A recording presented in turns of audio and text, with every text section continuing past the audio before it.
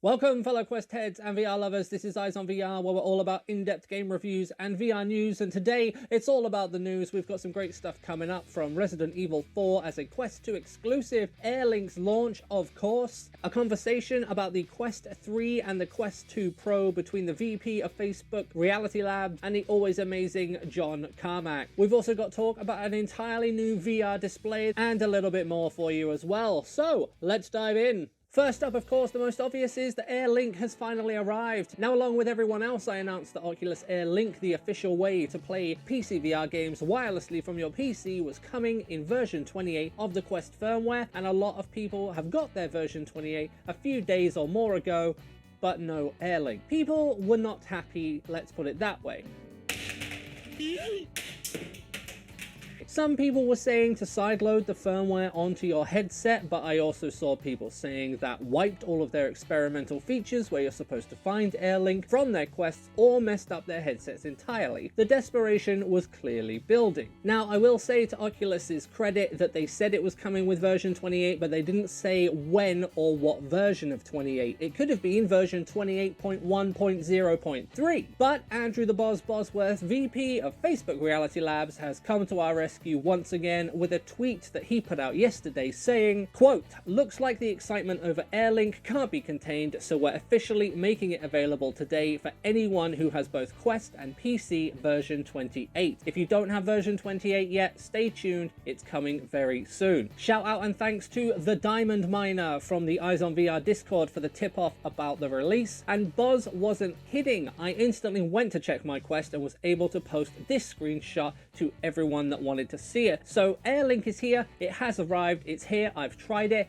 It does need a little more adjustment than Virtual Desktop, or at least that's how I found it for me when it comes to the settings, but I'll do a more in-depth look at Air Link and how it performs and compare it to Virtual Desktop in the future, so stick around for that. Now, the Quest 3, or maybe even a Quest 2 Pro. There's been a lot of speculation about Quest 3s and Quest 2 Pros this year. I even did videos on them as well. And a conversation between Andrew the Boz Bosworth and the always spectacular John Carmack, founder of id Software and an aerospace company, and now consulting CTO for Oculus. They've both had a conversation that clarifies Oculus and Facebook's position when it comes to future Quests, or at least for the rest of this year. Now, I'm not going to read it to you, I'll let you have a listen to it yourself in this clip. We talked about Quest 1 already, which is, I promise you, still very well supported. Obviously, you've got 2-generation older processor there, so there are some limitations on what we can provide to the architecture, but when we can bring updates to them with confidence that we can still deliver within the framework of that headset, we do. People are also asking about the Quest 3, which doesn't exist yet. Everyone who's listening to this who's a reporter, there isn't a Quest 3. It's only a Quest 2.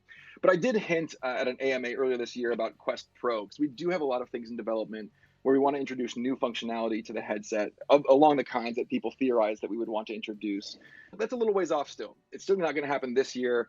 So Quest 2 is going to be in the market for a long while, and it's going to be the best bet for the most accessible way to get into VR and have a great experience. So that basically answers the question that there's going to be no Quest 3 anytime soon, but it looks like they're going to introduce new things to the Quest 2, but obviously if that's hardware based, then you better believe you'll be seeing a Quest 2 Pro really soon, by which I mean next year. And my guess is if it is hardware, it's going to be eye tracking or face tracking at the very least, and not to mention more power. Now, I'm sure you've all heard by now, but if you haven't, Resident Evil 4 is coming to VR as an Oculus Quest 2 exclusive. Capcom have been working on the game from the ground up to port it over to VR for a lot of people. Resident Evil 4 was the game that got them into the Resident Evil franchise, and the game that really got this franchise to explode to a new generation of consoles. They showed off some gameplay at a recent Oculus showcase. They showed off the real horror of this game in VR, which is the inventory management system, but to be fair, it looks as expected. It's normally an absolute horror in the console games, but it looks to be a little easier in VR, which is nice. They also showed off some gameplay, of course, and one of the nicest pistol mag inserts into a magwell I have seen in VR for a long time.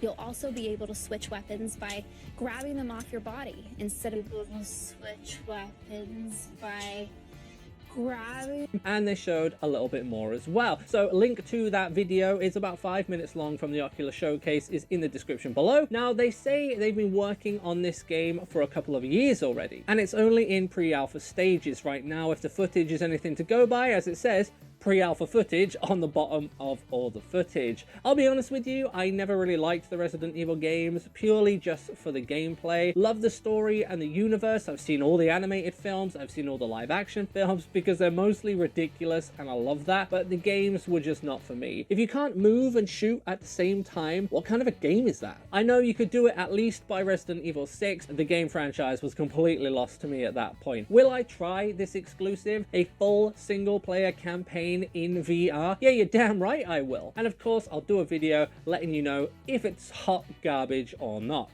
Now it's time for a bite-sized piece of news. Onward will release a patch next week which will have some serious anti-cheating systems in place. So if you're having issues with stuff like that at the moment, this might be the cure to your issues, or the system will just kick you from a game for being too good and getting a lot of kills really quickly. So best watch out for that. Only time will tell though, so who knows? Bite-sized news over. Next up is the company Creal. They presented some headset stuff at CES this year with videos like this, shot directly through their light field displays in an AR capacity. So the light field is kind of complicated, as you can imagine when you look at this footage, and it's much different from the displays used in VR and AR headsets at the moment. So I'm going to show the latest video Creal just released using their light field displays, and look at this. This is gorgeous. This is amazing.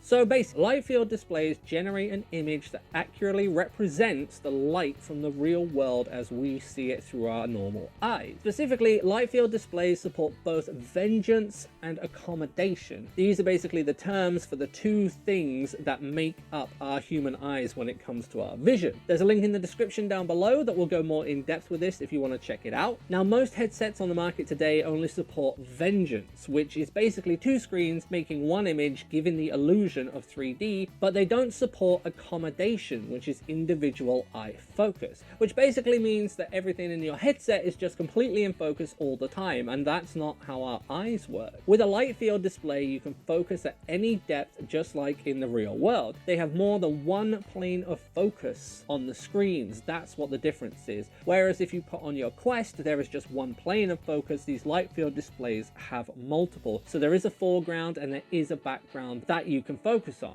Now, if you look closely at the footage, you can see the light field display as a little square in the center of the video. The blurry outside is just for FOV purposes, like a peripheral vision of sorts. So what you would see with the headset on is the square in the middle, and as you can see, it focuses on near and far objects separately as they're being looked at and focused on. Now, this is really great news, and while Creal doesn't plan to build its own headsets, the company has just created prototypes to showcase the technology. And I know now you're saying, well, if they're not going to make headsets, what's the point? It's not all bad news. Basically, what Creal want to do is they want to show off the technology they've made, and then hopefully companies will opt in to incorporate that technology into their headsets. So basically, they're making it and they're saying, look, anyone can have this, just come to us and let's talk. So it means that we could see this amazing technology in every or a lot of, or even a few headsets in the future as we go along, and this will be a real game changer for VR. I know everyone's talking about eye tracking and things, and this is very much on that same vein, but this looks like it's there. It looks like it's ready to go. If you enjoyed the video, please leave a like. It really helps me out and I appreciate it. Don't forget to subscribe down below for more Oculus Quest and PC VR content. I've got more stuff coming to the channel. You wouldn't believe it. That's it for the news today. Always exciting to do VR news as there's so much going on in this industry right now. My name is Rex. This is Eyes on VR. Thanks so much for watching, and I'll see you all next time. Wait, so it's on YouTube? Wait. You're one of yours is done? No. I'm not. Yeah, relax. Okay. One of yours is dead, you said?